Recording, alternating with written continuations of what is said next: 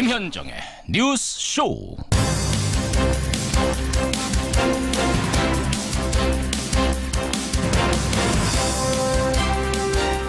이제 25시간을 넘어섰습니다. 실종자 2명의 행방은 여전히 오리무중입니다. 애청자 여러분 안녕하십니까? 어제 13명의 사망자를 낸 영흥도 앞바다 충돌사고 2명이 실종된 지 25시간이 지난 겁니다. 밤새도록 조명탄을 쏴가면서 수색 작업을 벌였지만 실종자들은 여전히 발견되지 않고 있습니다. 어제 사고 영흥대교 교각 사이에서 2배가 충돌을 한 거죠. 주민들은 폭이 200m밖에 안 되는 협수로를 매일같이 큰 배와 작은 배들이 다투어 다니는 걸 보면서 이런 사고가 날 거라고 예감을 했었다. 이렇게 증언을 합니다. 이 부분에서 역시 예견된 막을 수 있는 사고였다는 얘기를 또 할 수밖에 없네요. 무슨 일이 벌어질 것만 같은데 그게 내일은 아닐 거라는 생각이 어이없는 참사를 또 낳은 건 아닌가 모르겠습니다. 지금 인천 앞바다의 수온이 한 7, 8도 됩니다. 실종자들의 기적 같은 생활을 기원하면서 월요일 아침 김현정의 뉴스쇼 출발합니다.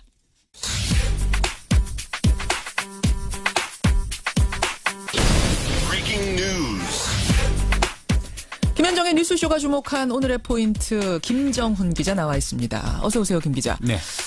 낚싯배 밤새도록 실종자 수색을 했는데 성과가 없어요. 네, 인천시 옹진군 영흥도 인근 해역에서 밤샘 수색 작업이 펼쳐졌습니다. 예. 해경, 해군, 선박 38척 그리고 항공기 석 대가 투입됐고요. 특히 해경과 군은 사고 해역을 나눠서 조명탄 342발을 투하해서 수색 작업을 벌였는데 실종자를 찾지 못했습니다. 아직 생사가 확인되지 않은 거는 침몰한 낚싯배 선창 1호의 선장 오모 씨 그리고 낚싯객 이모 씨죠. 그렇죠. 사고가 난 배에는 모두 22명이 탑승했는데 이미 13명이 숨졌고요. 7명은 다행히 목숨을 건졌습니다. 해경은 날이 밝는 시점에 맞춰서 경비 함정을 보강해서 실종자 수색 작업을 재개합니다. 인명피해가 너무 컸어요. 구명조끼를 다 입고 있었다 그러고 출항한 지 9분 만에 난 사고였는데 어떻게 이렇게 인명피해가 컸습니까? 선창 1호가 주변을 지나던 336톤급 급유선과 충돌해서 순식간에 침몰을 한 것인데요. 선창 1호는 10톤이 안 되는 9.66톤급 작은 배예요. 그러니까 배가 휙 뒤집어졌습니다. 그러니까 선실 안에 있던 탑승객들이 배 밖으로 빠져나오기가 어려웠는데 그러니까 구명조끼도 소용이 없었던 거죠. 그렇죠. 경찰은 급유선이 제대로 전방을 살피지 못한 과실이 있는 것을 보고 있는데요. 급유선 선장과 갑판원을 업무상 과실치사 등의 혐의로 체포해서 정확한 사고 원인을 조사하고 있네요. 이 내용은 잠시 후에 인터뷰로 조금 더 깊이 들어가 보겠습니다. 다음 포인트 가죠. 네, 예산안 평행선입니다. 새 예산안 이미 법정 처리 시한 넘겼습니다. 회기 내에는 처리할 수 있는 건지 지금 그 가능성을 타진해봐야 되는 상황이에요. 이번 정기국회 회기가 9일까지입니다. 그렇죠. 그때까지는 처리가 될지 지켜봐야 되는 상황인데 여야 3당 원내대표들은 오늘 오전 만나서 또다시 단판에 나서기는 합니다. 하지만 상황이 달라진 게 없어서 걱정이네요. 최대 쟁점은 공무원 증원 문제죠? 그렇습니다. 내년도 공무원 증원 수에서 각 당의 입장차가 있는데 현재 더불어민주당은 1,500명, 국민의당은 9,000명 그리고 자유한국당은 6,500명 선이거든요. 여기에 일자리 지원 예산 또 대기업 법인세 최고구원 신설 문제 등을 놓고 의견이 모아지지가 않고 있습니다. 민주당과 한국당의 입장차가 특히 큰데 국민의당이 캐스팅 보트를 쥐고 있네요. 오늘 아침에 우원식 원내대표랑 김동철 원내대표, 더불어민주당과 국민의당 원내대표가 조찬 회동한답니다. 어떤 이야기들이 오갈지 여기가 좀 중요한 부분인 것 같습니다. 마지막 포인트 하나만 더 보죠. 네, 최대 규모의 한미 공중 훈련입니다. 북한이 대륙간 탄도미사일 화성 15형을 발사한 지 닷새 만인데 무력 시위 차원이라고 봐야 되는 건가요? 그렇습니다. 북한 도발이 고강도였던 만큼 한미 공중 훈련의 규모도 역대 최고 수준입니다. 어느 정도 수준이에요? 우선 스텔스 전투기인 F-22 6대가 투입이 됩니다. 레이더망에 걸리지 않고 마하 2.5의 속도로 적진을 넘나들 수 있거든요. 6대가 투입됐어요. 또 다른 스텔스기 F-35A 그리고 또 장거리 전략 폭격기죠. B-1B 랜서도 투입됩니다. 이번 훈련에 참가하는 한미 공군 항공기의 수를 모두 합해보니까 230여 대에 달한다고 전해지고 있네요. 여기까지 오늘의 포인트. 김정훈 기자 수고하셨습니다. 네. 22명이 탄 낚시여선 선창 1호가 인천 진도항을 출발한 건 어제 오전 6시쯤 출항 9분 만에 급유선이 왼쪽 선미를 들이받으면서 순식간에 배가 뒤집혔습니다. 13명은 선체 내로 진입 구조하였으며 나머지 7명은 표류 중인 것을 구조하였습니다. 나머지 2명을 찾기 위해 구조 작업에 총력을 다하고 있습니다. 예, 어제 인천 영흥도 앞바다에서 있었던 낚싯배 전복 사고. 10톤이 안 되는 낚싯배와 300톤이 넘는 급유선이 충돌을 한 겁니다. 앞에서 제가 설명드렸듯이 교각 사이에 협수로를 지나고 있었습니다. 그 폭이 200m밖에 안 됩니다. 큰 배와 작은 배가 하루에도 한 50척씩 그 교각 사이를 지나다녔다고 하는데요. 사실은 예견된 사고가 아니었나 이런 생각이 듭니다. 물론 구명조끼 다 입고 있었고요. 안전교육도 다 받고 출발했다고 합니다만 승객들의 잘못이 아닌 거죠, 이건. 이렇게 안전 실수가 일어나다 보면 뭐 어쩔 수 없이 이런 사고로 이어질 수밖에 없는 대형 참사가 예견된 거였다고 할 수밖에 없는 상황. 대부분의 사망자가 배 안에서 발견이 됐습니다. 대피할 틈도 없이 익사를 했다는 얘기가 되는데요. 우선 7명의 생존자 중에 1명이 전한 당시 상황 좀 들어보시죠.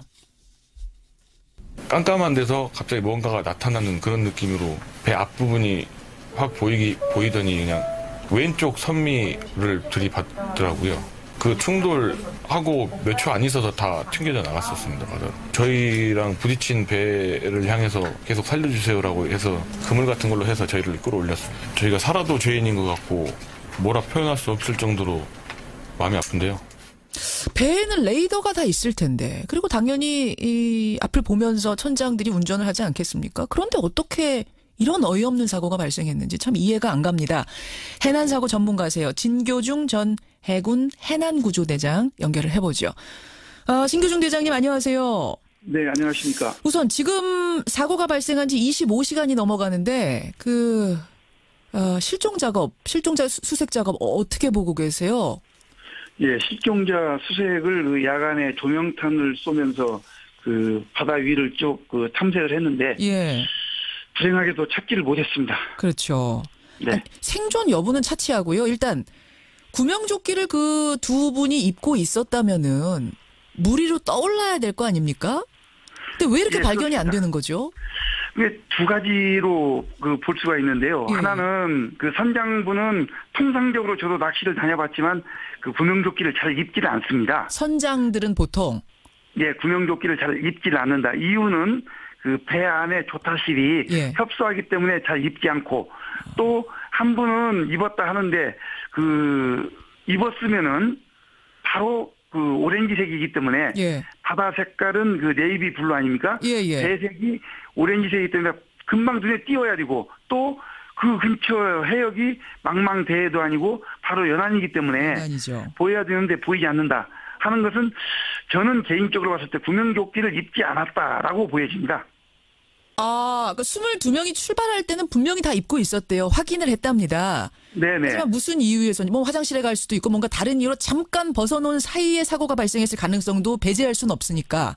네, 그렇습니다. 그러니까 이분이 입고 있었다면 반드시 떠야 된다는 말씀이세요. 반드시. 예, 반드시 떠야 됩니다. 왜냐하면 구명조끼는 그 생사를 불문하고 예. 물에 떨어지면은 그 부력에 의해서 반드시 뜨도록 돼 있고 뜬 것은 그 주변에 어선 헬리콥터 예, 또 그 배들이 많이 있었지 않습니까? 있었죠. 그래서 그 분들한테 쌍안경이나 또는 다른 어떠한 그 물체에 의해서 예. 분명히 눈에 보여야 되는데 보이지 않았다. 이것은 좀 납득이 안 갑니다. 그렇군요. 반드시 떠야 되는 상황. 그럼 지금 이제 25시간이 지났는데 냉정하게 생존 가능성은 어느 정도나 보세요? 저는 뭐 거의 생존 가능성은 없다라고 봅니다. 이유는 그 통상적으로 그 섭씨 5도에서 10도 사이 그 해수 온도가 될 때 예. 생존 가능성이 2시간, 최대 훈련된 병사가 4시간인데 지금 그 사고 해역의 해수 온도는 7.5도에서 예. 8.5도씨 사이를 왔다 갔다 하고 있습니다. 그렇다고 하더라고요. 따라서 벌써 25시간이 지났는데 예.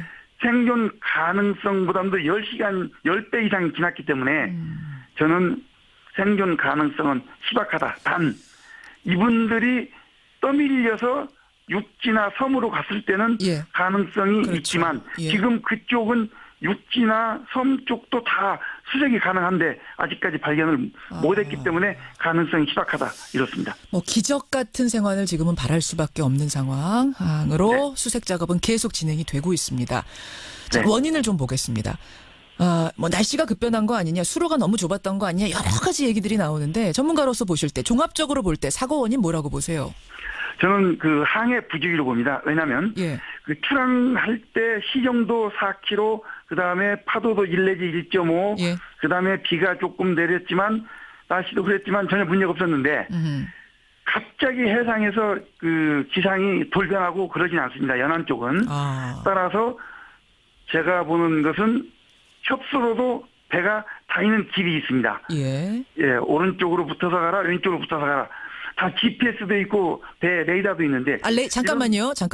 레이더가 큰 배, 300톤급 큰 배야 있었겠지만 그 낚싯배 조그마한 배에도 있었을까요? 낚싯배도 당연히 레이더가 있죠. 그래요? 네네. 그럼 레이더로 서로 다 봤을 거 아니에요? 그렇죠. 레이더를 활용을 했으면 다 봤죠. 근데 제가 볼 때는 두 군데 다, 예. 큰 배나 적은 배 두 군데 다 레이더를 정확히 보지 않고 그냥 항해를 하지 않았느냐라는 추정을 해볼 수가 있습니다. 정확히 주시하지 않고 연안이니까 좀 방심한 채 항상 지나다니던 길이니까 그냥 갔을 가능성. 네. 자, 그 가능성이 농후합니다. 뭐 상황을 가장 정확히 아는 건 선장이겠습니다만 지금 작은 배의 선장은 실종 상태입니다. 그래서 배에 타고 있던 손님이죠. 그 생존자 증언이 그나마 실마리가 될 텐데요. 그 생존자의 증언 잠깐 다시 듣겠습니다. 그냥 새벽이었지 뭐 안개가 끼거나 그걸 때문에 뭐 시야가 안 보이고 그런 상황은 아니에요. 일단 저희가 출항을 해서 한 10여 분 정도 나갔는데 뒤쪽에서 배 모양의 불빛이 있다고 그래서 그 얘기를 하고 1, 2분 채 안 된 시간이었던 것 같습니다. 전복이라는 자체를 느낄 새가 없이 저희는 튕겨 나갔기 때문에 진행 방향에서 왼쪽이요. 그러니까 왼쪽 뒷바퀴. 그쵸, 자동차로 따지면.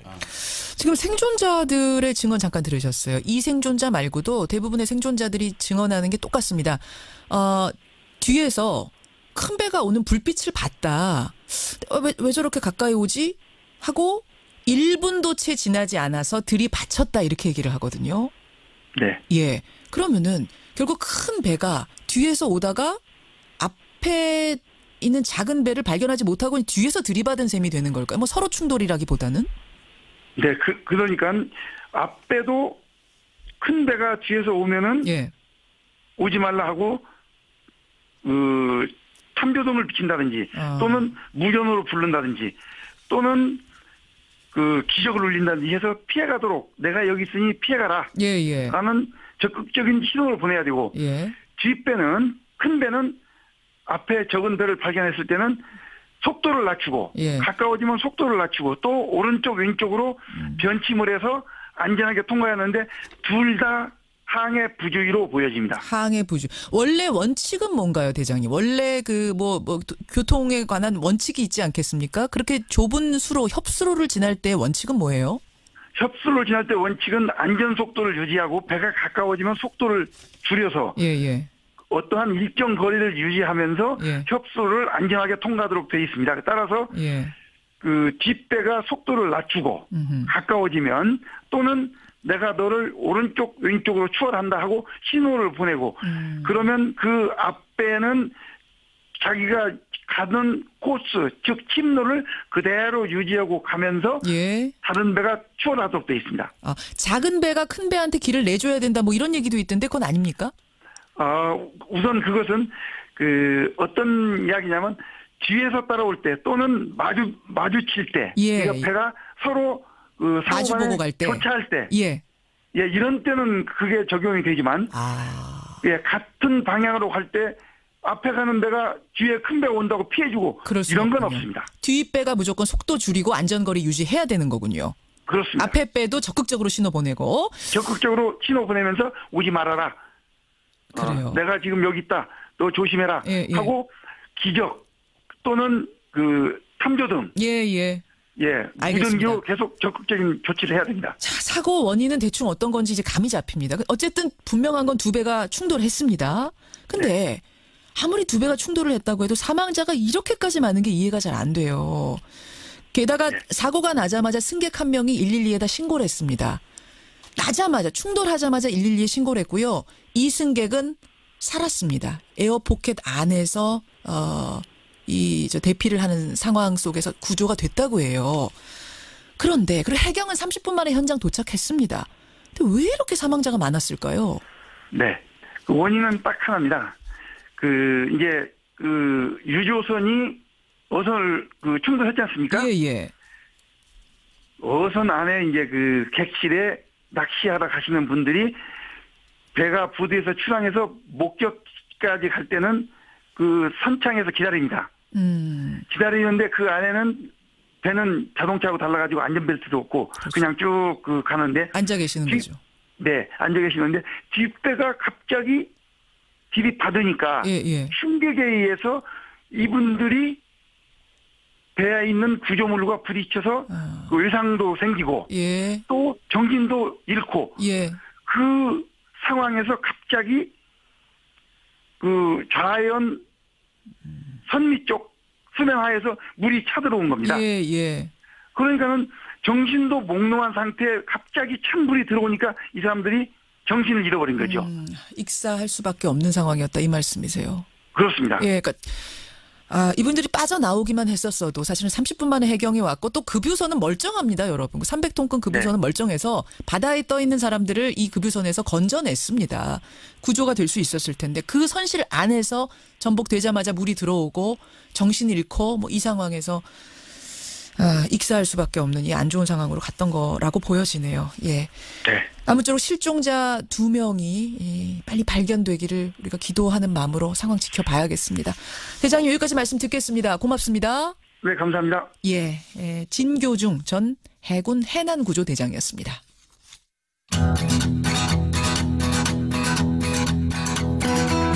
김현정의 뉴스쇼는 청취자 여러분의 참여로 이루어집니다. 트위터, 페이스북, 레인보우 게시판, 그리고 단문 50원, 장문 100원의 유료 문자 샵 1212, 우물정 1212 통해 참여하실 수 있습니다. 김현정의 뉴스쇼, 여러분과 함께 만듭니다. 김성환의 행간 시사평론가 김성환 씨 나오셨습니다. 어서 오십시오. 네, 안녕하세요. 자, 오늘 월요일 아침인데 우리가 기분 좋게 시작할 수가 없어요.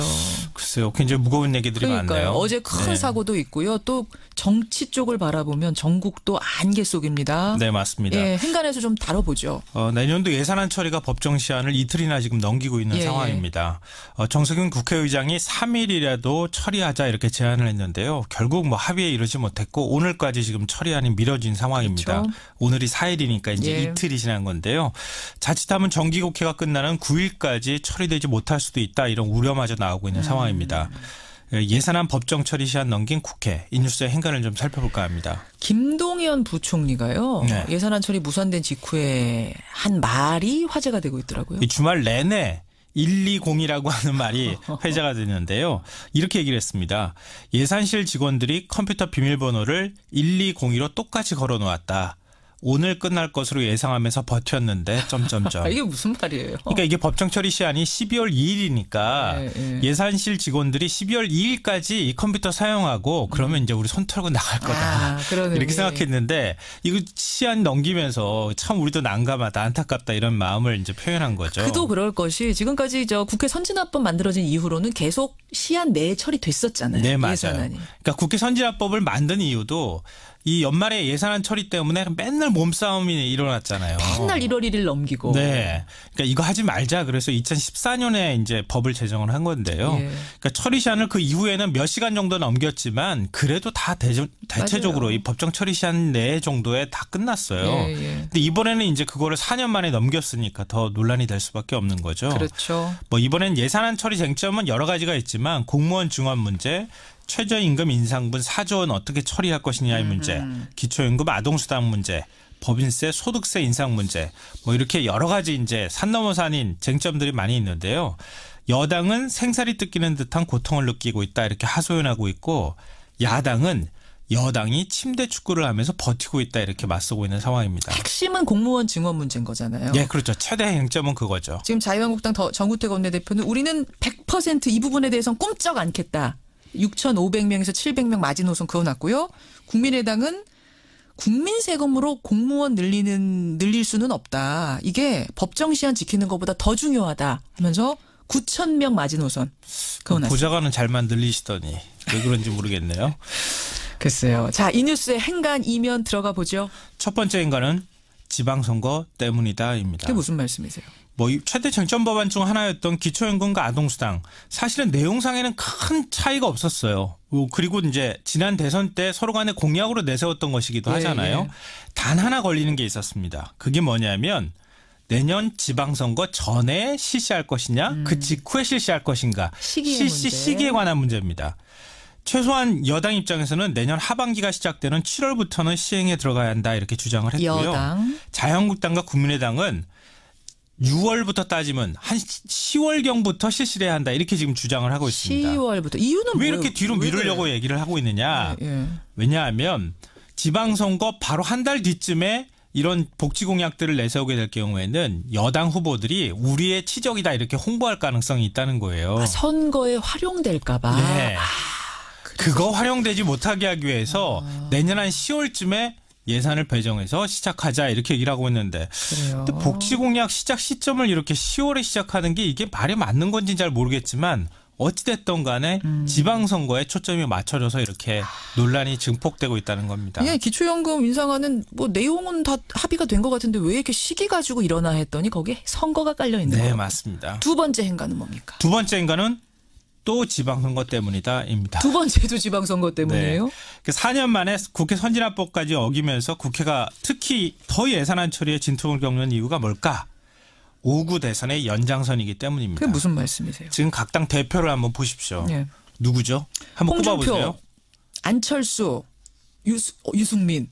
세 분 다. 지난 대선의 대선 후보들이에요. 그러네요. 그러니까 연일 대선 같았으면 대선 실패 책임지고 몇 년은 은인자중해야 될 정치인들인데 지금 모두 조기 복귀를 해서 각 당을 이끌고 있습니다. 그러네요. 이런 각 당 대표들의 목표가 뭐겠습니까?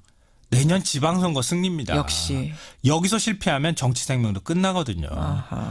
그러니까 이런 상황에서 문재인 정부 첫 예산안을 짠다고 생각을 해보면 자기의 존재감, 색깔론을 최대한 드러내려고 할 거라는 겁니다. 그러다 보니까 이 보수 대 진보, 큰 정부론 대 작은 정부론 이런 프레임이 막 충돌하는 거고요. 예. 여기에 맞춰 예산안을 짜려고 시도하다 보니까 예산안 합의가 잘 안 되는 겁니다. 역시 선거가 문제다. 네. 이렇게 보시는 거예요. 세 번째 행간은요? 마지막 세 번째 행간도 다시 한번 지방선거 때문이다입니다. 뭐 세 가지가 다 지방선거 때문이라고요? 이번에 예산안 처리 시한을 만약에 넘기게 될 경우에는 어떻게 예. 될까요? 그 후폭풍이 엄청나겠죠. 그러면 그 책임을 누구한테 돌리려고 하겠습니까? 서로 간에 책임 떠넘기게 할 가능성이 매우 높습니다. 그렇죠. 지방선거 탓이죠. 그것도. 예. 그리고 또 반대로 얘기하면은 지금 국회의원 보좌관 문제, 세비 늘리는 문제 때문에 국민 여론이 굉장히 안 좋잖아요. 예. 이런 상황에서 카통 예산 그리고 쪽지 예산 이런 거 지금 예산 넣으려고 막 하고 있거든요. 이런 것도 결국은 다 지방선거 때문에 벌어지는 일이다 이렇게 봐야 될 것 같습니다. 김성환의 행간, 김성환 씨 수고하셨습니다. 네, 고맙습니다. 상벌점제라는 건요. 2009년에 학교 내 체벌을 전면 금지하면서 대체 수단으로 도입이 된 겁니다. 학생이 잘못된 행동을 하면 벌점 주고 칭찬받을 행동하면 상점을 준 후에 그 점수 누적에 따라서 단계별 조치를 취하는 이런 지도 방법인데요.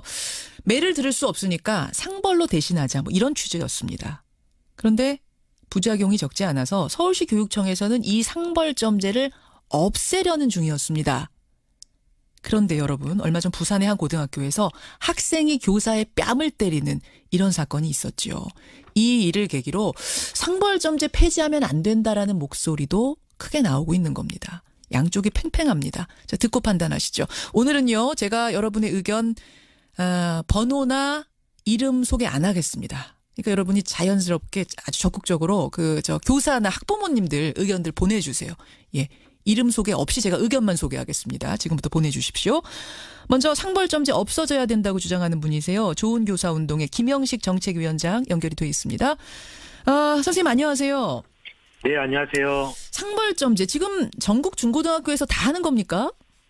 아니요, 그렇지 않습니다. 학교별로 선택해서 시행하고 있습니다. 선택해서 어느 정도나 시행하고 있어요? 초기에 2009년도 처음 이제 도입됐을 2010년, 2011년 가면서 예. 거의 한 7, 80% 학교에서 시행됐을 거라고 보고 있고요. 7, 80%에서. 네네. 그래요. 없어져야 한다고 주장하시는 핵심적인 이유는 뭡니까? 일단 그 상벌점제를 없앤다라고 하는 게 상벌을 없앤다라는 얘기는 아니고요. 예. 상벌을 점수로 해서 하는 걸 없애자라고 하는 겁니다. 그러니까 뭐가 다른 거죠? 그러니까 어떤 학생이 잘못을 했을 때 그것을 지도하는 거는 당연한 건데, 예. 그거에 대해서 너 별점 3점 이런 식으로 이렇게 지도하고 하는 것이 문제라고 보는 것이죠. 그러니까 인격을 가진 학생인데 예. 그 학생에 대해서 그거를 점수화해서 너 이 행동 잘했으니까 너는 몇 점, 이 행동 못했으니까 너는 벌점 몇 점 이런 식으로 하는 것이 비교육적이라고 보기 때문입니다. 아까 지적을 하시는 건 좋고 칭찬하시는 것도 좋지만 그걸 점수화하지는 말자. 그렇죠. 왜냐하면 그것이 학생들의 어떤 그 도덕성 발달에 문제가 생기는데요. 착한 행동을 하고 나쁜 행동을 하지 말아야 되는 이유가 어떤 내면의 도덕적 기준 때문에 일어나야 되는데 이게 어떤 착한 일이 어떤 상점 받기 위해서 하는 거고 나쁜 일은 벌점 받기 싫어서 하지 않는 거고 이렇게 되면 소위 이게 겉과 속이 다른 사람을 기르는 게 아니냐 이런 우려가 있었던 것이죠. 아 그러면은 이제 나중에 사회에 나와서 점수와 그러니까 벌점 같은 게 없어지면 그때부터는 오히려 더 그동안 억눌렸던 게 표면화될 수도 있다 이런 걱정. 교육적이지 않다 한마디로. 그렇죠. 또 타인의 어떤 시선에 의해서만 이렇게 움직이는. 시선이 있을 때만 잘하게 되고 되고 그렇지 않는 혼자 있을 때는 또 다른 나쁜 행동을 또 하게 되는 이런 어떤 도덕성 발달에 문제가 생긴다고 보기 때문입니다. 실제로 어떤 폐해도 눈에 보이는 게 있었습니까? 실제 이제 시행되는 과정에서 있었던 일들인데요. 예를 들면 바닥에 침을 뱉는 학생이 있습니다. 그러면 지나가는 선생님이 그걸 보시고 너 침 뱉었지? 너 벌점 3점 이렇게 하고 지나가시는 거예요. 그리고 빨리 닦아. 그러니까 학생이 뭐라고 말하자면 저 벌점 받았잖아요 하고 그냥 가버리는 거죠. 벌점 줘놓고 왜 닦으라 그래요? 벌점 받고 말을 해요. 그렇죠. 그러니까 자기 행동에 대한 책임을 점수 받는 걸로 그냥 끝내버린단 말이죠. 게다가 학교별로 어떤 상점의 항목은 굉장히 적고 벌점의 항목은 굉장히 세세하고 많은 경우가 허다합니다. 제가 어떤 고등학교 봤더니 상점 항목은 17개, 벌점 항목은 33개, 거의 2배 차이가 나요. 그리고 선생님들도 상점을 잘 주진 않습니다. 주로 벌점을 많이 주는 거죠. 상은 잘 안 주고. 이 상벌점제가 주로 학생들을 좀 통제하기 위한 그런 수단으로 이제 이용된다는 그런 반증이기도 하고요. 또 심지어 그 학생자치회 임원들에게 학생들에게 상벌점제를 줄 수 있는 권한을 주었던 학교들도 있습니다. 학생한테 학생이 학생을 평가해라? 그렇죠. 옛날에 어떤 선도부 같은 이제 그런 모습인 거죠. 우리 어렸을 적에 반장이 나와서 떠든 아이 이름 적고 이렇듯이. 그렇죠. 그래서 학생들끼리 서로 그런 감시하는 관계가 되고, 그러면 이제 학급 공동체나 이런 친구 관계가 깨지게 되는. 또 서로 막 감시하는, 늘 이렇게 남의 시선을 신경 쓰며 살아야 되는. 오호 감시 반증. 그런 환경 속의 아이들을 교육하게 된단 말이죠. 알겠습니다. 선생님, 근데 지금 문자가 많이 들어와요. 교사분들의 문자, 제가 아까 익명으로 소개하겠다고 했더니 교사분들이 문자 많이 주시는데 한 분은 학교 와서 가르쳐 보세요. 하루 만에 포기하고 가실 겁니다. 도대체 그럼 지적은 어떤 식으로 합니까? 이런 문자 어떻습니까? 이거라도 있어야 한다는 문자 같아요. 네네. 그러니까 그 상벌점제, 아까도 처음에 제가 말씀드렸지만 그 상벌점제를 없앤다라고 하는 게 그 학교에서 어떤 아이들 생활을 지도할 수 있는 어떤 규정이나 수단을 없애자라는 건 아니고요. 당연히 해야 되는 일이라고 보는 겁니다. 해야 되는데 이제 이분의 지적은 이분의 말씀은 뭐냐면 그냥 말로만 지적하면 애들이 듣질 않는다는 거예요.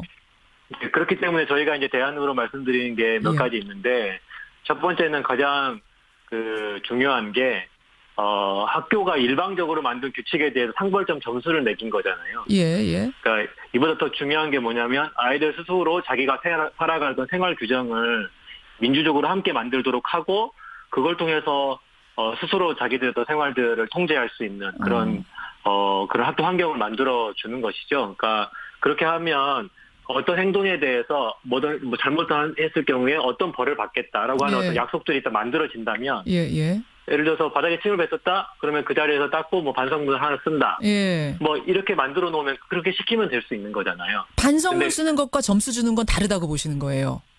다른 거죠. 그러니까 왜냐하면 그 행동에 대해 자기 생각을 이렇게 스스로 생각하도록 만드는 거잖아요. 기회라도 주는 건데 반성문 쓰는 건. 그리고 실제로 어떤 학생이 잘못했으면 불러가지고 그 침을 뱉는 예를 들면 제가 이제 침을 뱉는 일을 예로 드는데 침을 뱉었던 그 행위가 어떤 타인에게 또는 우리 학교에게 어떤 영향을 끼쳤는지를 가르쳐야 되는 거죠. 그래서 그걸 생각해보게 하고 그래서 그것을 다시 개선하게 하고 재발하지 않도록 어떻게 할 건지에 대해서 가르칠 수 있는 어떤 그런 것을 하자는 얘기지. 알겠습니다. 그 수단으로서 점수를 활용하자는 그걸 갖다 우리가 하지 말자 이렇게 말씀드리는 겁니다. 또 한 분은요. 체벌도 안 되고 퇴학제도마저 없어져서 지금 학교가 무법천지다. 학교 지도가 상당히 어려워졌다는 현실을 분명히 좀 인식해야 된다라는 이분도 교사 같아요. 이런 지적도 네네. 있거든요. 너무 네네. 이상적인 지금 생각을 하고 계시는 건 아닌가? 어떻습니까?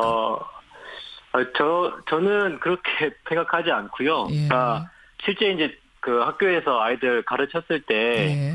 그렇게 불러서 이야기했을 때 오히려 학생들이 말을 좀 잘 듣는 경우들이 있고 사실 그러니까 최근 생활지도가 어려워진 이유가 예. 저는 그런 상벌점제가 없어서가 아니고요. 예. 그렇게 그 지도하는 그 교사들에 대해서 그 권위를 제대로 인정해주지 않는 그런 사회적인 분위기 때문이라고 생각합니다. 오히려. 그러니까 최근에 뭐 흡연하는 학생 지도하는 교사에게 막 학생이 욕설하고 대드는 일들도 있었고, 뺨을 때리는 일도 있었어요. 그렇죠. 선생님. 또 학부모가 찾아와서 막 무례하고 막 거칠게 항의하는 일도 있지 않습니까? 그런 문화. 근데 외국 같은 경우에 그런 학생들 경찰에 우리가 신고해서 체포하게 할 수도 있고요. 알겠습니다. 퇴학 조치도 할 수 있고요. 또 교사가 학부모 딱 소환하면 예. 반드시 의무적으로 학교에 와서 지도를 받고 가도록 하는 그런 제도도 있거든요. 알겠습니다, 선생님. 예, 그런 문화가 먼저 선행되는 게 중요하다는 네네. 말씀. 여기까지 먼저 네네. 듣죠. 고맙습니다.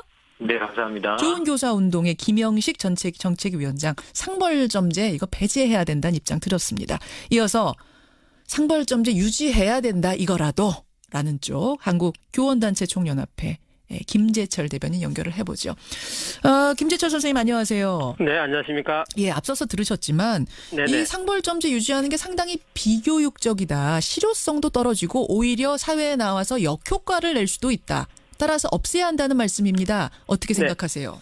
뭐 방금 이제 앞서도 이렇게 몇 가지 사례가 나오지 않았습니까? 쉽게 보면 이제 그 학교에서 실질적으로 현실적으로 지도를 할 만한 수단이나 이런 방법이 점점 없어지기 때문에 그런 차원에서 보면 어느 정도 자기가 잘한 행동에 대해서는 칭찬을 해주고 또 못한 부분에 대해서 어느 정도 제재를 해주는 그와 같은 절차를 통해서 사전에 사회에 나가서 적응할 수 있고 또 헌법을 준수할 수 있는 그와 같은 교육적인 효과를 거두기 위해서는 기본적으로 현실적으로 봤을 때는 좀 상벌점제가 필요하다 이렇게 보는 거죠. 예. 필요하다라고 보시는. 근데 이제 앞에서 선생님께서 앞 선생님이 지적하신 건 뭐냐면 지적하지 말라는 건 아니다. 잘못한 건 거기서 따끔하게 지적해야 되고 잘한 거는 뭐 아주 칭찬해줘야 되지만 그걸 점수화하는 순간 예를 들어 침 뱉은 아이 아까 드셨잖아요. 네. 아니 내가 벌점 받았는데 침을 왜 닦아야 돼요? 아이들이 이런답니다. 이거 어떻게 생각하세요? 그런데 이제 그게 문제가 뭐냐면요. 예를 들면 침을 뱉었으니까 네가 청소를 해라 했을 때 그 아이가 그 말을 들으면 좋은데 대부분 아이들은 보면 그렇게 해갖고는 말을 잘 안 듣기 때문에 그와 같은 상벌점제로 이어지는 거고요.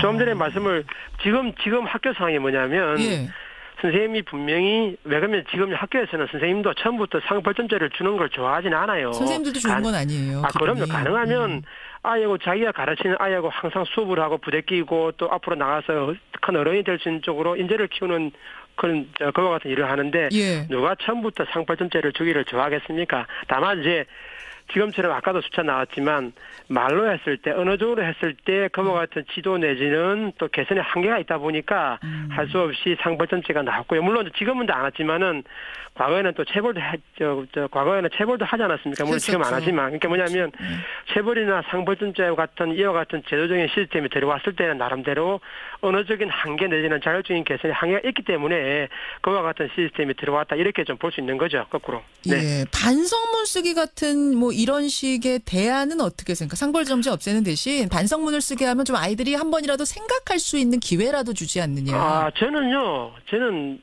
기본적으로 뭐냐면 학교 현장에서 아이들을 가르치면서 나오는 사례는 다양하지 않습니까? 케이스도 많고요. 다양하죠. 그러면 학교에서 그런 것들은 기본적으로 자율적으로 하시면 돼요. 예를 들면 방금 말씀하신 대로 어떤 학교는 상벌점제가 잘 맞는 경우도 있고 어떤 학교는 또 반성문을 쓸 수 있고요. 또는 그 두 가지를 복합적으로 또 그 외에 또 여러 가지 방법이 있다고 봅니다. 자율성을 주자는 말씀이세요. 학교마다. 예, 뭐냐면 무조건 상벌점제를 도입하면 안 된다라고 교육청이 나서가지고 없애는 이런 조치 이런 것들은 제가 볼 때는 오히려 안 맞다는 거죠. 제가 볼 때는. 학교마다 자율적으로 그 학교 문화에 맞는 것을 선택하게 해달라. 지금도 보니까 일부 학교는 지금 어제 지난번에 언론 보니까 지금 서울시 같은 게 한 70% 정도만 상벌점제를 운영하고 있고 나머지는 아마 이제 학교에서 어느 정도 좀 다양한 방법을 통해서 학생을 지도하고 이런 쪽으로 아마 좀 볼 수가 좀 나오고 있는 걸로 알겠습니다. 보입니다. 청취자 한 분은 이런 말씀 주셨어요. 북한도 아니고 규정 어긴 아이들을 신고하면은 거기다가 뭐 벌점을 준다. 이런 거는 인성 망가뜨리는 길이다. 좀 길게 보자라는 주장 어떻게 생각하세요? 예, 뭐 그렇게도 이제 볼 수는 있는데요. 문제는 뭐냐면 이제 지금 가장 안타까운 게 뭐냐면 두 가지 측면입니다. 뭐냐면 학교라고 하는 공간에서는 기본적으로 아이들이 지금 많이 배우고 여러 가지 사회생활의 질서나 규칙을 배우지 않습니까? 그리고 또 내가 조금 부족하더라도 다른 사람을 배려해주고 양보해주고 인내하는 이런 것들을 배우는 과정이란 말이에요. 그런 과정에서 어느 정도 자기가 한 행동에 대해서 어느 정도 적절하게 제재를 통해서 너 행동이 잘못됐다라고 하는 걸 배울 필요가 있고요. 또 한 가지는 뭐냐면 지금 아마 사회 내지는 국민 전반적으로 봤을 때 아이들을 지도하고 아이들을 지도하고 하는 사회적인 분위기가 지금 많이 약화가 되어 있습니다. 옛날에는 어른들이 그래도 내 주위에서 아이가 잘못하면 너 이거 이렇게 하면 안 돼. 다 이러고 했지 않습니까? 우리 아이가 아니더라도. 그렇죠. 그럼요. 근데 지금은 국민들이나 사회 전반적으로 감히 아이들을 지금 이야기를 못해요. 큰일 나거든요. 지금 제일 웃은 말이 뭐냐면 길을 가다가 만났을 때 제일 무서운 사람이 중학교 2학년이라고 그래요, 보통. 그리고 또 한 가지는 과거에는 선생의 그림자를 밟아서는 안 돼. 지금은 선생이 학생들의 그림자를 밟아서는 안 된다고 하는 이야기들이 지금 상당히 지금 회자가 되고 있는. 잠깐만요. 저 교총 대변인님. 그 교권 침해 얘기 나온 김에 진짜로 그 정도로 심각해요? 이거 아주 극단적인 사례들만 우리가 봐서 그런 거 아니에요? 아까 맨 처음에 초입 부분에 말씀하시지 않았습니까? 얼마 전에 부산에서 뺨 때린 사건. 학생 지도 과정에서 불만 있다고 선생님을 가서 뺨을 때리고 그것도 복도에서 다 보는 앞에서 지각한 아이 혼냈더니 학생이 선생님 뺨 때린. 지금 뭐냐면 중요한 건 이거죠. 학생들을 가르치는데요. 우리가 흔히 생각할 때는 과거에 비하면 교육 환경이나 여건도 상당히 좋아지고 의식도 많이 지금 올라가지 않았습니까? 그러면 오히려 더 과거보다 학교 폭력이라든지 교권 사건 이런 게 더 안 나야죠.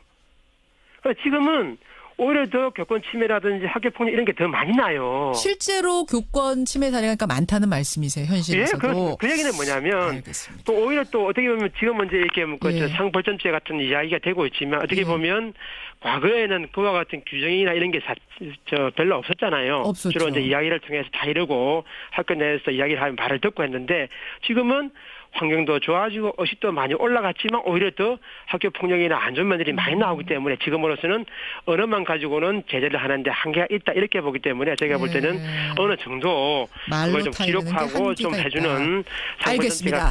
대변인님 30초 남았는데 하나만 질문 드릴게요. 그런데 이 선생님들이 주관적으로 상점과 벌점을 주다 보니까 뭐 일부겠지만 어떤 선생님들에 의해서 아이들이 오히려 상벌점 폭력을 당할 수도 있다. 너무 주관적이다. 어떻게 생각하세요? 그거는요, 아마 이제 조금 전에 말씀드렸지만 학교별로 케이스도 많고 상황이 다양하기 때문에 일률적으로 말씀드리기 어렵고요. 그렇지만 그래도 그 선생님께서 그렇게 할 때는 아마 기본적으로 말이라든지 다른 걸 해보다가 안 되기 때문에 그와 같은 경우로 아마 좀 상벌점제를 주는 게 아닌가 이렇게 판단이 들고요.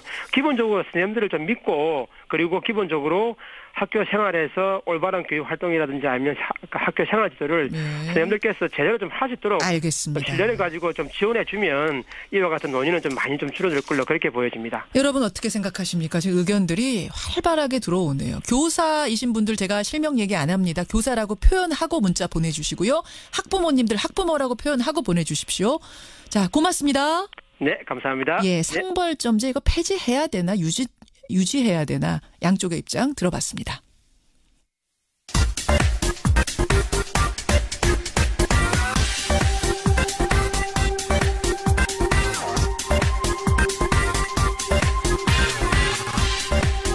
한 주간 주간의 여론조사 결과를 알아보는 시간 이택수의 여론. 오늘도 리얼미터 이택수 대표 나오셨습니다. 어서 오십시오. 안녕하세요. 벌써 12월 4일이에요, 이 대표님. 네. 아이들이 그 크리스마스에 산타 선물 기다릴 나이는 아니잖아요. 그럼요. 예. 지난주에 말씀드린 대로 군대를 간 나이기 때문에. 그래서 뭐 산타 선물 걱정은 안 하시겠지만 그럼요. 연말 되면 그래도 가족들끼리 뭐 아니면 주변 사람들한테 선물 주고받고 이런 것들 어떻게 하세요? 어떠세요? 저는 뭐 선물을 많이 주고받는 편은 아닌데요. 네. 그래도 있죠. 연말 연시에. 있죠. 꼭 챙겨야 될 분들. 네. 혹시 그럴 때 네. 김영란법 좀 신경 쓰이세요? 아무래도 뭔가 선물을 해야 되는 이럴 때. 그럼요. 신경이 쓰이죠. 혹시나 받는 분들의 입장도 있을 것이고 또 저 역시 네. 받을 때 확인 전화를 하시는 분들도 계십니다. 김영란법 대상이냐 아니냐. 저는 아니기 때문에 많이 주십시오 이렇게 말씀을 드리는데요. 저는 여론조사기관 사장은 아닙니다. 네. 편안하게 해주십시오. 네. 지난 추석엔 어떠셨어요? 좀 신경 많이 쓰셨어요? 그럼요. 저는 이제 주는 입장에서는 확실히 좀 신경이 쓰였고. 그럴 수밖에 없죠. 네, 받는 입장에서도 이제 물어보지 않는 분들은 그 무게감이 확실히 좀 줄어들었죠. 선물을 받을 때 옛날에 무거운데 좀 많이 가벼워진 느낌. 자, 여러분 건의기에서요. 지금 김영란법 개정을 저울질하고 있죠.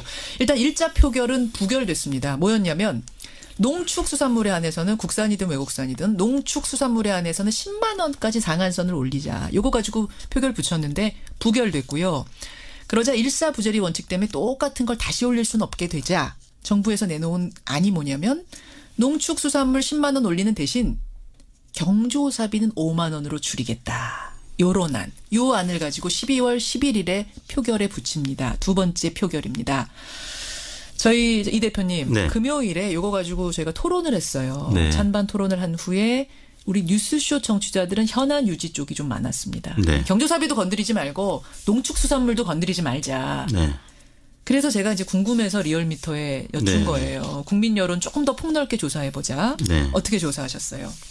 네, 저희가 지난 금요일 12월 1일 날 전국 19세 이상 성인 9,323명에게 접촉을 해서 최종 506명이 응답을 완료했습니다. 506명이 응답했습니다. 5.4%의 응답률이었고요. 예. 무선 전화 면접 및 유무선 자동응답 혼용 방식이었습니다. 표본 오차는 95% 신뢰 수준에서 플러스 마이너스 4.4%포인트였는데요. 예. 질문은 다음과 같았습니다.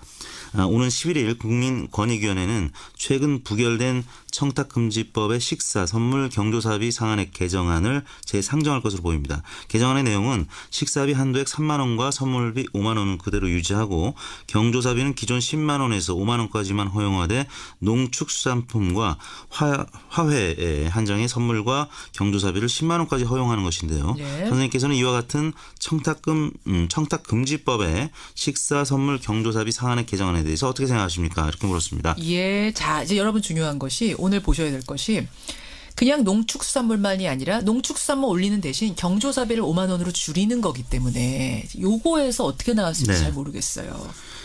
청탁금지법에 대해서 찬성한다는 의견이 63.3%로 나타났고요. 반대한다는 의견이 27.5%로 대략 2배 이상 찬성 의견이 높게 나타났습니다. 개정안에 찬성한다. 네. 청탁금지법 개정안에 찬성한다가 63.6%. 네. 반대한다가 27.5%로 나타났는데요. 27.5% 2배 넘게 차이가 나는 그렇습니다. 거예요? 찬성하는 편 41, 매우 찬성 22.3%, 예, 합쳐서 63.3이었고요. 반대는 반대하는 편이 13.9, 매우 반대가 13.6, 합쳐서 27.5%. 2배 이상 찬성이 높게 나타났습니다. 이거는 지난 금요일에 저희 청취자 문자만으로 봤을 때 여론하고는 상당히 차이가 있는 거네요. 그렇습니다. 지난 27일 날 권익위 전원위원회에서 가결 정족수 1명이 부족해서 이제 부결이 된 이후에 이낙연 국무총리가 이런 표현을 했습니다. 그 모양새가 좋지 않게 부결이 됐다. 권익위원장이 그때 국회에 이제 출석하면서 이 한 명이 부족해서 이제 전원위에서 부결이 됐는데 결국에는 이낙연 총리가 내년 설 연휴 이전에 김영란법을 손질해서 농축수산업계 어려움을 덜어주겠다는 취지의 발언을 했었는데 그런 보도가 전해지면서 대통령 지지층에서도 좀 관심을 이제 갖게 됐다. 근데 이 정책적인 이슈가 정치적인 이슈로 좀 전환되는 과정. 네, 그래서 현 여권 지지층에서 관심을 갖고 이 개정안의 구체적인 면까지 좀 보게 된 것 같습니다. 분석해 보면 실제로 그래요. 대통령 지지층, 그다음에 더불어민주당 지지층 쪽에서 찬성이 많았습니까? 그렇습니다. 지정당별로는 민주당 지지층에서 찬성이 68.3%로 가장 높게 나타났습니다. 그래요. 그리고 정의당 지지층이 62.1%, 자유한국당 지지층은 그보다 낮은 59.7%가 찬성을 했고요. 바른정당 58.3%. 결국에는 이낙연 총리의 입장 관련 보도 그리고 사실 그와 관련해서 지난 8월 달에 문재인 대통령이 청탁금지법 관련한 연구 결과와 국민 의견을 바탕으로 보완 방안을 마련하라라는 지시가 있었는데요. 그와 관련된 보도도 또 몇 달 만에 다시 나오면서 문재인 대통령 지지층, 민주당 지지층이 좀 우호적으로 바뀐 것으로 보이고요.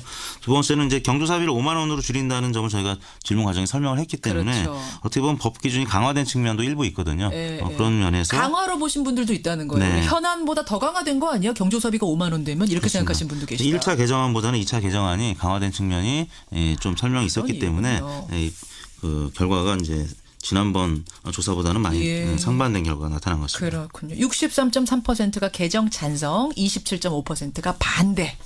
이런 결과가 나왔다는 거. 직업별로 하나만 더 언급을 하면요. 농림축산업 종사자들은 무려 80.9%가 찬성을 했습니다.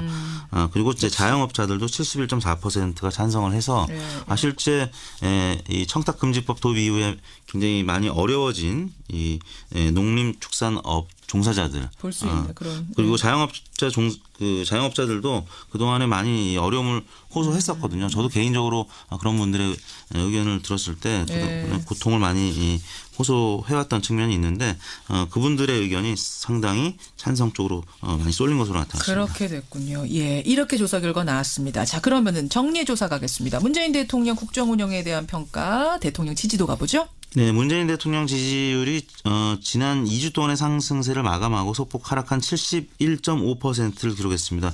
지난주 대비 1.5% 포인트 하락한 수치를 추이 기록했습니다. 한번 볼게요. 추이 70.3, 70.1, 71.6, 73을 지난주에 찍었고 71.5로 다시 떨어진 이 원인은 어떻게 보세요? 주초 중반까지 김관진, 임관빈 구속 적부심 석방 이후에 보수층이 일부 이탈한 측면이 하락에 영향을 준 것으로 보이는데요. 물론 이제 주 중반에 북한 미사일 발사 소식이 있었습니다. 그렇죠. 평상시 같았으면 더 떨어질 텐데 북한 미사일 발사 직후에 일간으로 보면 긍정평가가 반등을 하는 모습을 보였는데요. 아니 미사일 발사하면 이게 안보 문제고 안보 이슈 터지면 늘 대통령 지지도 떨어지기 마련이었는데 어떻게 영향을 안 받았어요? 이번에는 미사일 발사 2분 만에 첫 보고가 이루어졌다. 그리고 사전 징후를 포착해서 대응 준비에 만전을 기했다. 이런 보도가 나왔었고요. 또 대응을 잘했다. 오히려 이렇게 되면서 플러스 요인이 됐단 말씀이에요? 한미 정상간 통화도 도차례나 이루어졌죠. 그렇죠. 관련해서 긍정적 요인으로 작용을 한 것으로 보입니다. 그럼 전반적으로 이게 어쨌든 조금 떨어진 이유는 그러면은 구속 적부심 석방 이게 제일 결정적이었다고 보시는 거예요? 그렇습니다. 그리고 이제 화요일 날은 자유한국당 심재철 의원이 또 문 대통령 내란죄 형사 고발 주장 논란이 있었죠. 그러나 보수층이 주초까지는 조금 결집한 측면이 있었는데요. 주 중후반 들어가면서 북한 미사일 발사 소식 그다음에 또 전 국가정보원장의 자금 사적 유용 보도 관련된 부분이 나오면서 주 후반에는 상승을 했는데 주간 집계 전체로는 1.5% 하락한 71.5%를 기록했습니다. 정당 지지도 짧게 보고 가겠습니다. 네, 민주당이 0.2%포인트 오른 52%, 자유한국당은 1.2%포인트 오른 17.6%, 바른정당이 0.3%포인트 빠진 5.2%, 정의당이 1%포인트 빠진 5.1%, 국민의당이 0.1%포인트 오른 4.6% 순으로 나타났습니다. 지난주에 자유한국당이 상당히 빠졌었는데 이번 주에 회복한 건 무슨 이유일까요? 아까 문재인 대통령 지지율 설명했던 부분과 이제 맥을 같이 하는데요. 주초에는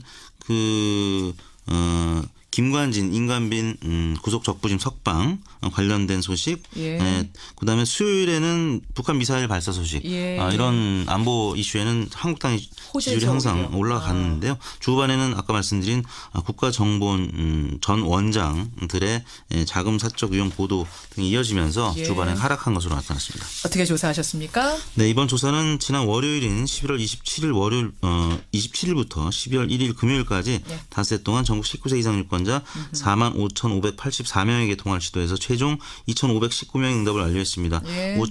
5.5% 응답률, 조사 방법은 같았고요. 표본 오차는 95% 신뢰 수준에서 플러스 마이너스 2%포인트였습니다. 아유, 고맙습니다. 지금 청취자들께서요. 조금 전에 저희가 상벌점제 가지고 뜨겁게 얘기하고 문자가 지금 상당히 저 학부모입니다. 학생입니다. 교사입니다 하면서 들어오고 있는데 한 분께서 이거 한번 여론에서 돌려달라. 상벌점제 폐지냐 유지냐. 네. 괜찮으시겠어요? 네, 한번 해보죠. 이거는 이제 또 우리 둘째 아들이 직접 이해 당사자였기 때문에 저도 관심이 많습니다. 여러분 의견 보내주세요. 하나 더는 뭐냐면요. 그 노키즈존 있잖아요. 노키즈존이 또다시 요즘 이슈로 부각되고 있습니다. 왜냐하면 예스키즈존이라는 게 또 생겼거든요. 그거 관련해서도 한번 좀 돌려달라. 주문이 많습니다. 숙제 가득 안고 가시네요. 이택수 대표 수고하셨습니다. 네, 수고하십시오. 여론이었습니다.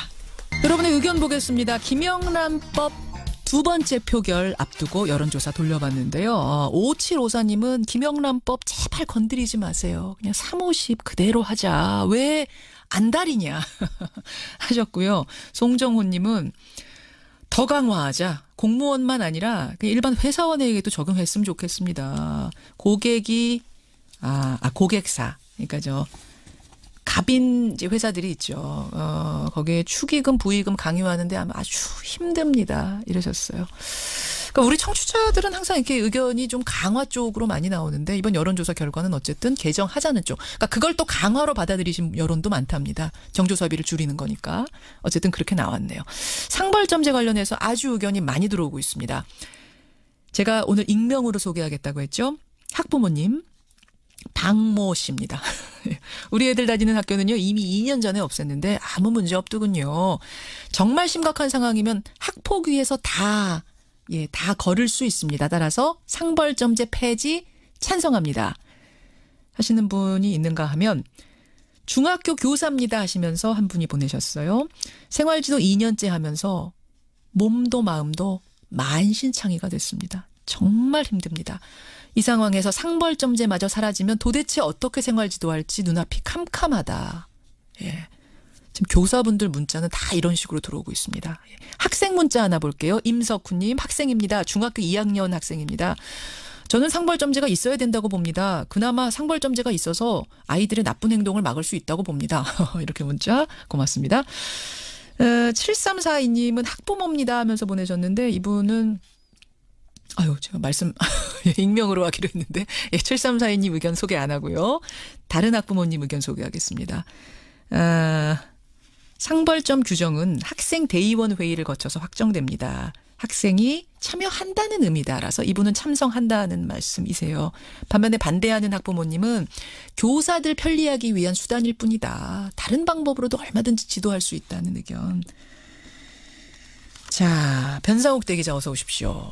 네, 심각하군요. 저는 사실은 이 토론을 하면서 이렇게까지 문자가 많이 들어올 줄 몰랐어요. 그러니까 지금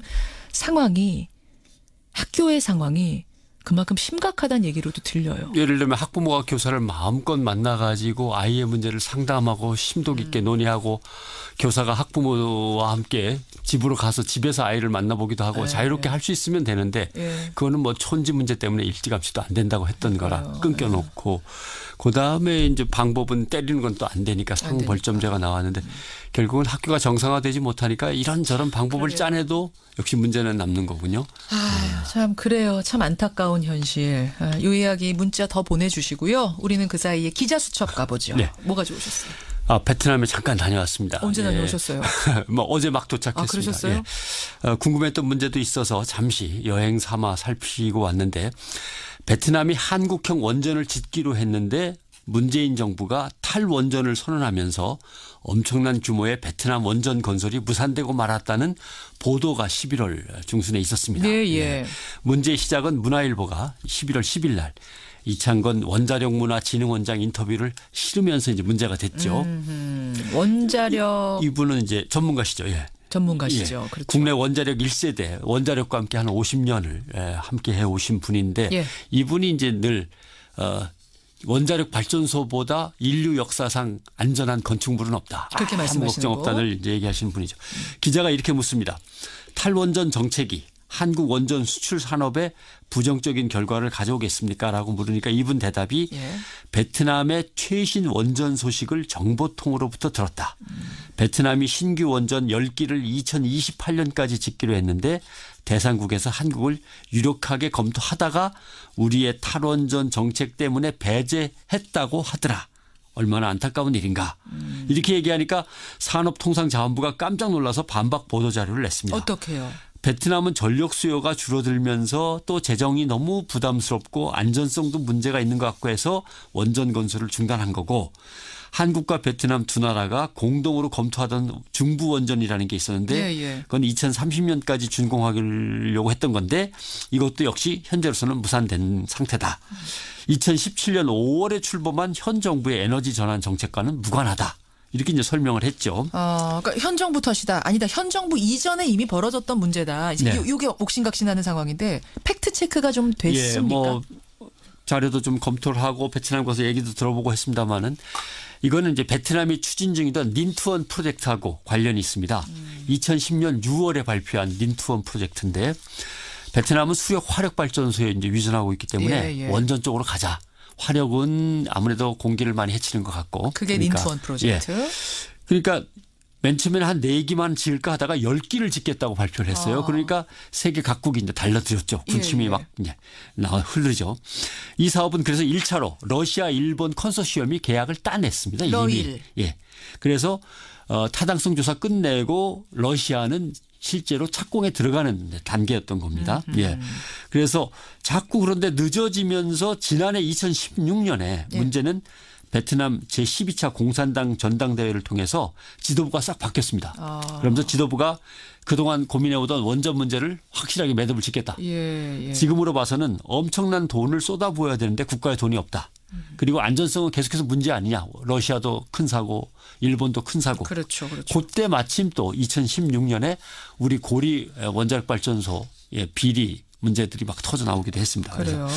아무튼 재정 악화를 더 시킬 수는 없다. 그래서 원전 도입에 부정적이고 국회가 여야 일치로 결의를 해버렸습니다. 이렇게 된 거죠. 베트남 국회가. 그러고 보니까 진짜 베트남에 우리 원전 수출한다는 거는 오래전부터 계속 듣던 얘기예요. 그렇죠. 우리나라는 베트남에 원전을 수출하기 위해서 2011년에 이명박 대통령이 정상회의에서 논의를 했고 그러니까 2010년에 베트남이 발표한 걸 우리가 따냈다는 거는 말이 좀 안 되죠. 그러네요. 그다음에 2013년에도 베트남을 방문해서 박근혜 대통령이 원전 협력을 정상 선언문에 집어넣고 이렇게 됐던 겁니다. 그래서 우리는 2030년까지 이 계획이 쭉 가니까 마지막 끝쯤에 한 2개 정도는 우리가 따내자. 한 12개, 10개 정도에서 2개는 우리가 하자. 이것만 해도 한 12조 정도는 됩니다. 그래서 타당성 조사 과정에서 우리는 협력 관계를 논의하다가 끝났지만 문제는 러시아, 일본은 황당하죠. 2010년부터 이제 작업을 시작해서 2014년에 착공해서 2020년에 완공을 짓는다고 지금 계획을 진행시키고 있는데 갑자기 다 중단 이렇게 하니까 그래서 일본 마이니치 신문 보도를 보면 아베 정권이 엄청난 치적이라고 선전했는데 이제와 무산되면은 아베 정권의 타격이 예상된다. 이렇게 보도하기도 했습니다. 왜냐하면 아베 정권은 인프라 수출을 성장 전략의 하나로 설정하고 원전 사업의 해외 진출을 적극 지원해 왔고 베트남 원전 수주가 이 후쿠시마를 극복하고 드디어 원전을 갖다 따냈다. 계약을 따냈다 해서 엄청나게 홍보를 했습니다마는 결국 무산된 거죠. 가보니까 문제는 베트남이 아직은 전력이 부족합니다. 자기네는 뭐 그렇게 부족하지 않다 그러지만 그래서 다시 원전을 추진할 것인가 말 것인가는 이제 몇 년 뒤에 또 한번 논의가 될 것 같고요. 그때 우리는 원전 쪽을 추진할 것이냐 태양광 수력 발전소 쪽을 더 추진할 것이냐. 베트남도 원전으로 갈까 태양광 수력으로 갈까 고민하고 있거든요. 그러니까 우리는 베트남과의 관계를 계속 유지하면서 원전 쪽을 수출해야 되나 태양광 수력 쪽을 수출해야 되나 뭐 둘 다 하면 더 좋고요. 이런 식으로 전략적 목표를 가져가야죠. 하여튼 베트남 다녀오시면서 내린 결론은 그 우리 때문에 베트남 원전, 우리가 탈원전 선언하면서 네. 베트남 원전 취소됐다는 거는 가짜 뉴스였다. 완전히 가짜 뉴스입니다. 이거 하나 확인하고 오셨네요. 네. 잘 다녀오셨어요. 네. 고생하셨습니다. 고맙습니다. 변상욱 대기자였습니다.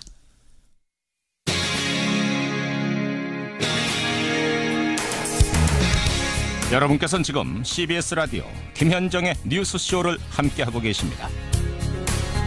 매년 이맘때가 되면 사람들 옷깃에는 빨간 열매 배지가 달리고요. 광화문 광장에는 빨간 온도탑이 세워지죠. 사랑의 열매가 우리 이웃들을 위해서 모은 따뜻한 마음의 상징들입니다. 올해도 어김없이 모금이 시작됐습니다. 1호 기부자는 문 대통령이었고요. 문 대통령으로부터 기부금을 전달받은 사람은 최시라 씨였습니다. 알고 보니까요. 사랑의 열매 홍보대사로 최시라 씨가 활동하신 지 벌써 19년째라 그럽니다. 한 해 두 해도 아니고 19년. 이 정도면 사실 진정성이 제대로 느껴지죠. 오늘 화제 인터뷰 참 반가운 목소리 배우 최시라 씨 만나보겠습니다. 최시라 씨 안녕하세요. 안녕하세요. 반갑습니다. 라디오에서만 듣다가 이렇게 함께 출연하게 돼서 너무 반갑습니다. 반갑습니다. 최시라 씨도 예전에 라디오 DJ 하신 적 있지 않나요? 네, 저 예전에 SBS에서 그대곁에 최시라입니다라는 프로그램을 한 1년 반 정도 했던 것 같고요. 맞아요. 그리고 그 전에 이제 KBS에서 최시라의 영화음악실 맞아요. 했었어요. 맞아요. 그래서 그런지 라디오로 듣는 이 목소리가 굉장히 정감이 있어요. 우리 김현정 앵커만 할까요? 자, 이렇게 덕담을 서로 주고받으면서 훈훈하게 최시라 씨와 만났습니다. 오늘은 근데 DJ 최시라, 배우 최시라 아니고요. 네. 사랑의 열매 홍보대사 최시라 씨로 나오신 거예요. 아니 19년째 하고 계세요? 네, 19년째고요. 내년으로 넘어가게 되면은 만 19년이 되고 20년으로 넘어가게 되는 해예요. 아니 최시라 씨가 배우 생활하신 지가 얼마나 되셨죠? 85년도에 고등학교 2학년 고교생 일기로 시작을 했으니까요. 예. 30년이 훨씬 넘은 것 같아요. 그러면은 30 몇 년 기간 동안 20년을 사랑의 열매 홍보대사. 뭐랄까 그냥 친구같이 정말 함께 해온 것 같아요. 사랑의 열매는. 그러면 연말 되면은 남들은 뭐 크리스마스다 새해다 이럴 때 최시라 씨는 은근히 부담도 되시겠어요. 올해는 또 얼마나 사랑의 온도탑의 온도가 올라갈까 이런 것들. 근데 정말 이렇게 그 온도탑이 항상 100도를 넘어서서 목표에게 모자르지 않고 이렇게 조금씩은 초과하는 거 보면서 국민 여러분들의 정성이 다 모아져서 대단하다 싶어요. 그래요. 올해도 사랑의 열매 첫 모금이 지난 20일부터 시작이 됐습니다. 그리고 첫 번째 기부자가 문재인 대통령이었어요. 네. 예. 문 대통령이 최시라 씨의 그 사랑의 열매 배지를 많이 쳐다봐서 그게 화제가 됐었습니다. 네. 그게 이제 약간 크리스탈 소재로 해서 반짝이는, 그래서 이제 이번에는 또 이렇게 크리스탈로 바꿔서 달았는데, 이렇게 이제 그 보시더니 이제, 아니, 뭐가 반짝반짝거리고 이제 눈에 띄고 좀 크거든요, 얘가. 신기하셨어요, 그게. 그랬더니 임종석 비서실장이 옆에서, 이거 최시라 씨가 달아서 변한 거 아니에요? 이렇게 말을, 농담을 또. 그렇게 또 센스 있게 최시라 씨가 달면 보석으로 변하는 거 아니에요? 그래서 다들 깜짝 놀랐죠. 너무 웃음보가 터져서 그 다음에 환담이 너무 편안하게 또 얘기를 나눌 수가 있었던 것 같아요. 훈훈했네요. 예, 첫 기부자의 기부금 전달식이 아주 훈훈했기 때문에 올해는 온도탑의 온도가 100도를 금방 박차고 올라가지 않을까 기대를 하게 됩니다. 네. 저도 기대를 조심스럽게 해봅니다. 그러니까요. 근데 최근에 사실은 좀 안 좋은 사건이 하나 있었어요. 이영학 사건이 벌어지면서 기부 포비아라는 말이 생겼습니다. 아니 기부 이거 해도 되는 거야? 내 돈이 제대로 쓰이는 거야? 이거 의심하시는 분들이 꽤 많으시거든요. 네. 기부를 19년 동안 홍보대사 하셨던 분으로서 이 상황 어떻게 보세요?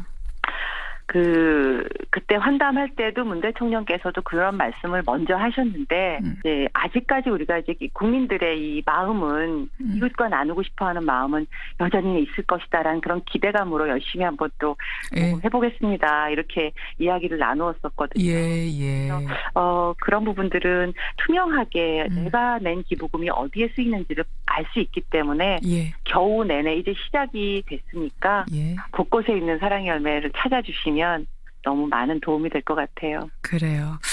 최시라 씨, 지금도 활발하게 배우로 활동하고 계십니다만, 네.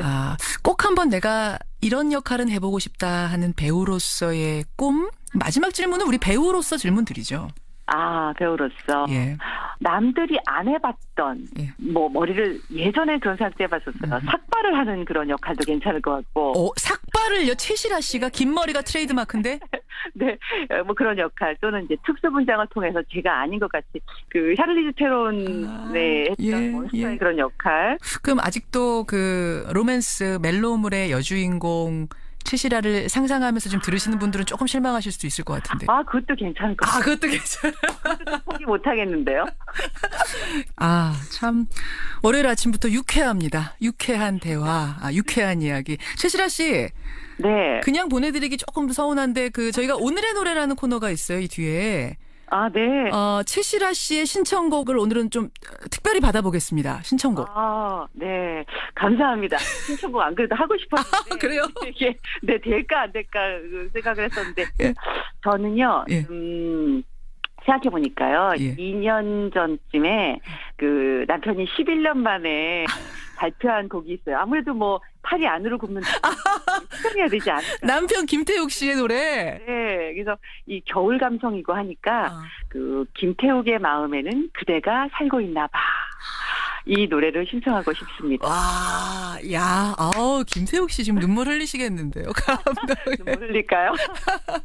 여기서 그대란 꼭 제가 아니고 모든 사람한테 그대가 될 수 있고 사람도 될 수 있고 물건도 될 수 있고 인생이 또 될 수 있고 하니까 그걸 생각하시면서 들으시면 너무 좋을 것 같습니다. 여보 사랑해 한마디 하세요. 그럼 나온 김에. 그래요? 전 여보란 말은 좀 못하고요. 여기까지도 자기 사랑해 이렇게 할게요. 최시라 씨 행복한